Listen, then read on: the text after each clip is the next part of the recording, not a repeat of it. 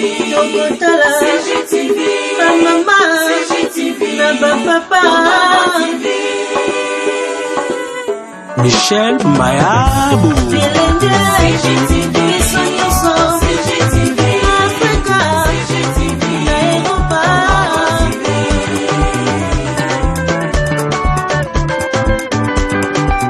Ba émission ya kitoko culturel, politique, religieuse CGTV.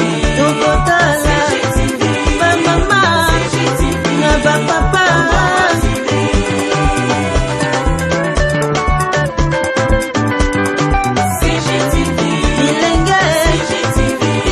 Voilà, Bandeko Balingami, ezali docteur Désiré Bombile, nutritionniste et sexologue, aye liboso ya télévision na bino, peut-être na devoir téléphone na yo, zo nanga, je sais pas na WhatsApp, na Facebook, na n'importe quel support yo zo nanga, na un message moko po na yo. Vous savez, tous allez qu'on traverser période moko difficile, période où mokili les allez vraiment dépasser avec ce qui se passe na mokili, na présence ya Covid-19. Bandeko, c'est ce qui est vrai. Nous avons une lecture dans différent, étant serviteur de Dieu d'une part, étant aussi médecin d'autre part. Étant serviteur de Dieu, nous devons reconnaître que nous avons basé les coloniaux. Maintenant, tous ceux qui se croyaient grands, tous ceux qui se croyaient puissants, maintenant nous avons fléchi face à la virus à Moukeboye, puis maïla batinu sa Moukile Sili. Ba multimilliardaire, ba tombon rebelle, bazali incapable de ressasser la face. Et là, comme on a moqué, aux alliés aussi, ça m'a l'air à moquer. Et l'accepté, nous avons un créateur. Et le bande de comment on a battu pause. On doit faire marcher télécommande à Zate. Parce que nous avons battu pause. Tout ça parce que nous avons tourné et l'on n'est pas en Zambie. Tu as abandonné Kinzambé, tu tiques Kinzambé. Pour nous abandonner ça, la biloko, ils allaient conformité à la volonté en Zambie. Nous avons besoin de ayebi de quoi ils allaient constituer. Ayebi de quoi le corps a besoin. Le corps a des besoins qu'on appelle des besoins quotidiens. Et ce corps qui doit fonctionner sur base de l'élément Oyo, tu allez présenter Yango. Alors, biloko tuzolia, ils allaient ramener une vie dans notre corps ne peut pas vivre sans ce que nous mangeons. Maintenant, curieusement, nous donnons à notre corps des choses qui ne sont pas intéressantes. Biloko nous avons besoin de discussion de notre ba biloko ba engrais chimique, ba vivre frais, na bilanga na biso to BBC, na élevage to BBC, na pêche to BBC. Alors eloko mo retiquer malonga ezate. Na ba invention na biso, on a créé des choses où ils allaient kokene toujours détriment à ba santé na biso. Raison pour laquelle lelo tout na biso comme fragile. Tout na biso ko répondre face ya ba biloko ko attaquer yango. To bien système immunitaire est comme affaibli. Alors quand un système immunitaire est faible, cela sous-entend qu'il n'y a plus rien d'intéressant ou il faut permettre que tout soit bongo efficace. Raison pour laquelle nous devons faire un effort. Il y a que zonga na bo pa na Nzambe ko s'excuser pa na ye ko senge bolimbisi pa tunge ko si planter Nzambe. To komi ko sala ba maki. Mama soso na pa soso basanga na sote po na bota maki et komi maki zo uta na biloko to pesa ba nyama. Ba soso. Et obenga ngo za maki. Eza lokola maki meza maki te. Tout ça ce sont des conséquences. Ba fruit ezanga ba graine na kati. Et ça a des conséquences. Il y a des blocs qui sont créés et ça dérange la santé. Il y a un conseil dans les aïeux que tous ces gens pardon. Et après, on pardon, gouverneur Mboka va restaurer le domaine de l'agriculture dans le domaine biologique, dans le domaine sain. Et qu'on permettre que tout le monde normal, biloko ezali sain, et dans le domaine de l'agriculture, et dans le domaine de l'élevage, et dans le domaine de la pêche. Zonga na ezali naturellement ndenge zamba prévoir ki yango. Le corps en a besoin. Si le corps a besoin de biloko ezali naturel, c'est parce qu'il doit fonctionner sur base à biloko wana. Mais quand nous toujours ko privé biloko azan a besoin pour fonctionner, toujours ko privé biloko ezali nécessaire, biloko ezali insuffisant, biloko ezali kokokate, comme conséquence le corps ne sera pas à mesure, il y a qu'à répondre positivement face à l'attaque que comme la biso na biso. Il y a un virus, des bactéries, des champignons, tant qu'il y a un biso, ces anticorps ne sont pas pour combattre le corps. Alors, mais ceux qui sont faibles et qui apportent, c'est comme armée ou ezanga, mboko ezanga armée, banguna ba okota pe ba détruire nzoto na biso ya moni virus loka mukeboye akoti abomi asisi batu à cause ya négligence wana yango wana na sengi na yo zonga na kati assiette na yo zala exigeant na biloko zolia kolia n'importe quoi te parce que ba pesu yango kolia n'importe quoi te parce que uzana nzala kolia n'importe quoi te parce que économie za mabete zala exigeant tango zo somba fruit rassure-toi que ezali biologique tango zo somba musuni rassure-toi que ezali sain tango zo somba eloko songolo rassure-toi que ezali malamu c'est ta santé éviter baji oya bazotonisa basukali na bakolora oyo éviter babiloko oyo ezali na aspect normal na santé na biso te tout ça ezali pour un avantage na nzoto na biso moko parce que on n'a pas décor toza nzoto moko te tokotika ona ndako ya réserve soko ebel to remplacer il y en a pas il y a qu'un seul corps alors bao akufi wana peut-être bandimete ba okufa na neo na maladie wana 1,900,000 contaminés dans Moki Mobimba. C'est pas quelque chose qu'on avait souhaité. Mais aujourd'hui, comme une réalité, n'est-ce pas, il y a 3 mois, contagion 1 million dans Moki. Et bientôt 2 millions. Combien de morts? Tout ça parce qu'on a été négligent. Yangwana, tous en conscience wana. Bisomoko, tous à l'exigeant. Bah, gouvernant, vous avez effort en abino, yakosala ke, population à la protéger. Si vous gouvernez, c'est pour sauver la population. Si vous gouvernez, c'est pour prévenir. Pour prévoir, pour prévenir, pour que la population ait la vie à malam. C'est ça mon conseil état nutritionniste pour nous repérer ce conseil. Zala exigeant. Ne mangez plus babulo kozomo na ke parce que c'est ta santé qui vaut la peine d'être protégé.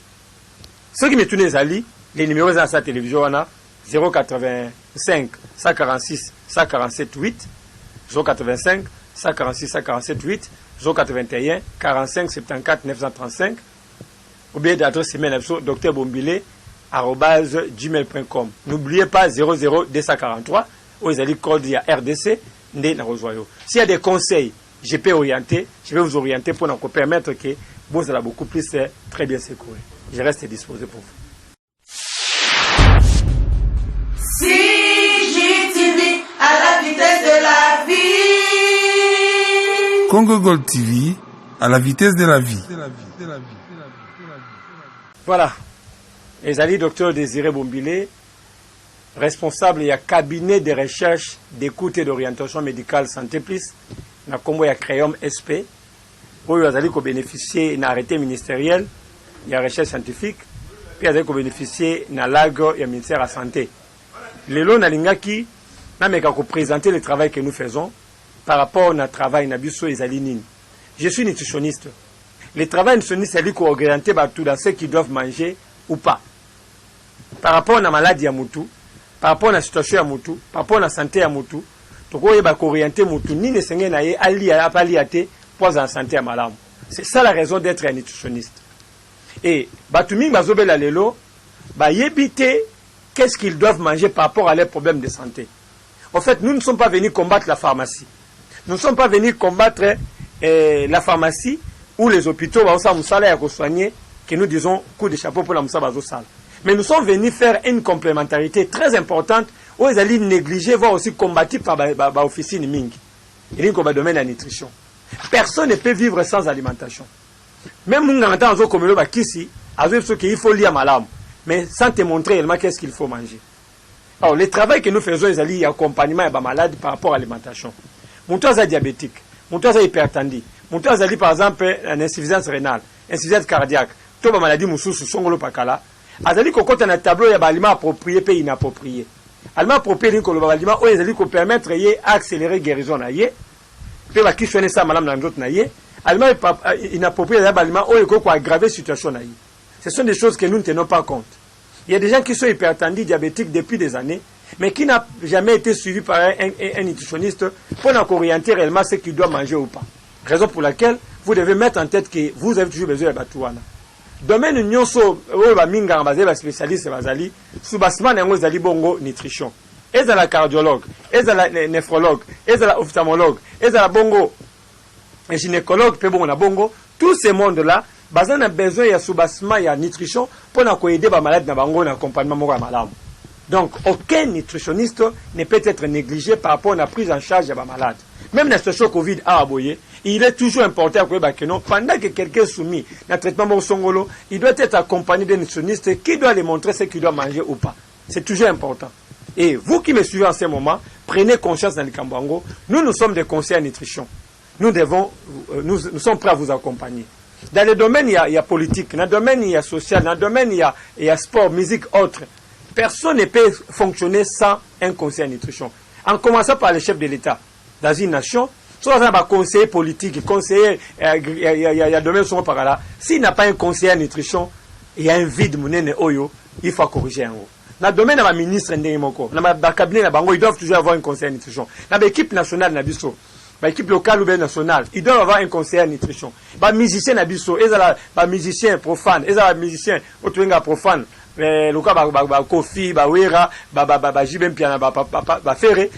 l'autre côté, de tous ces mondes-là, ils ont besoin de conseiller en nutrition. Vous comprenez un peu? Donc, dans le domaine de la nutrition, ils ont aider, qu'est-ce qu'ils doivent mettre à l'assiette? Un, pour prévenir maladie.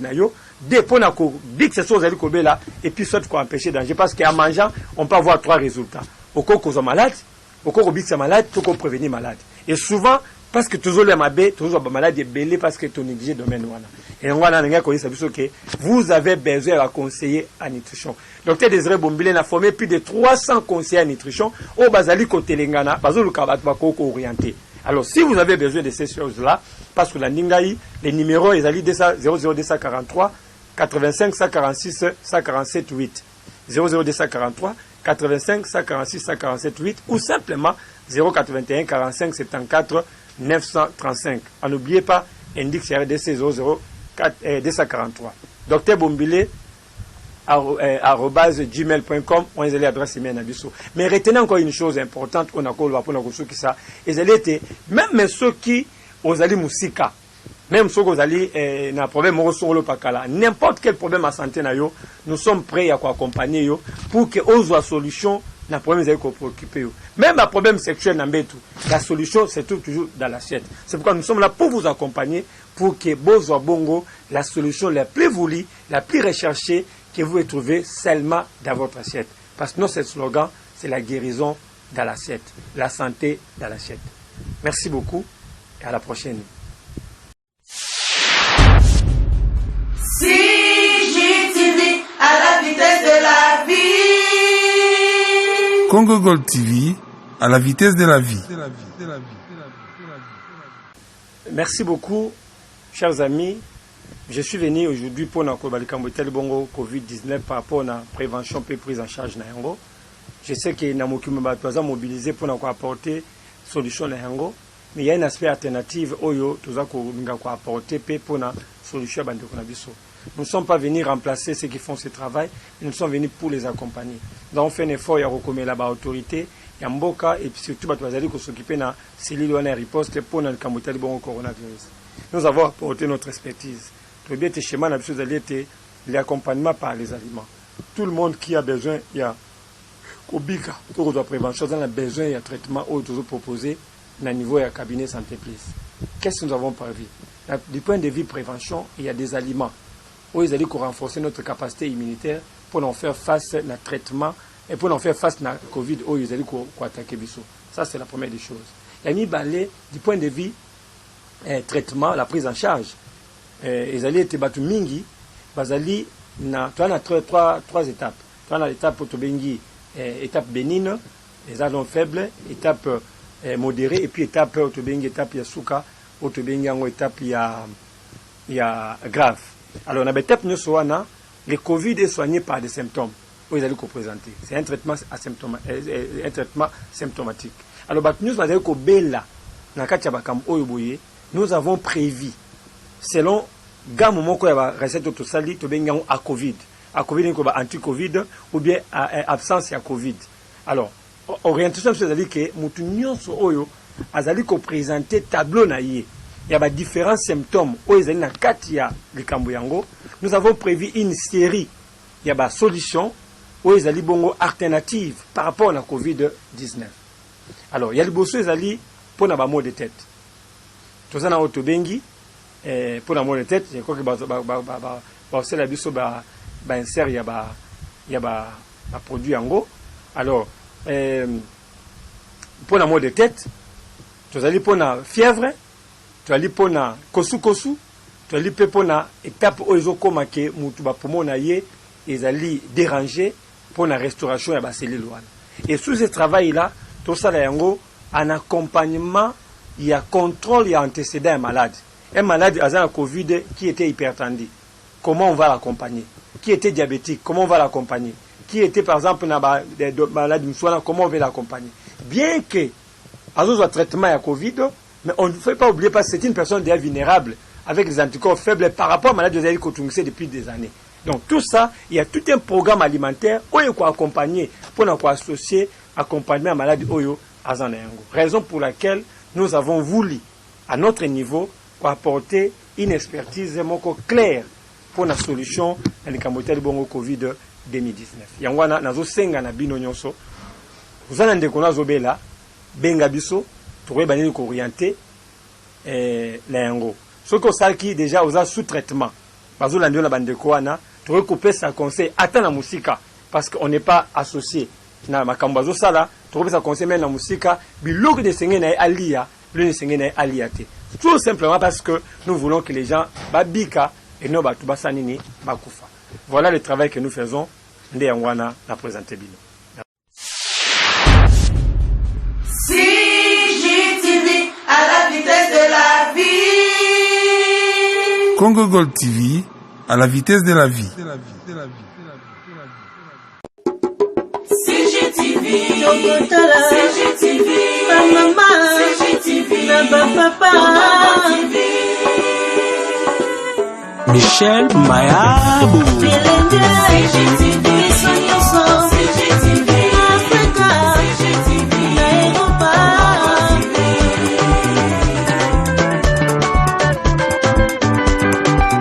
Ba émission ya kitoko culturel, politique, religieuse et Tokotala, ba mama, na ba papa.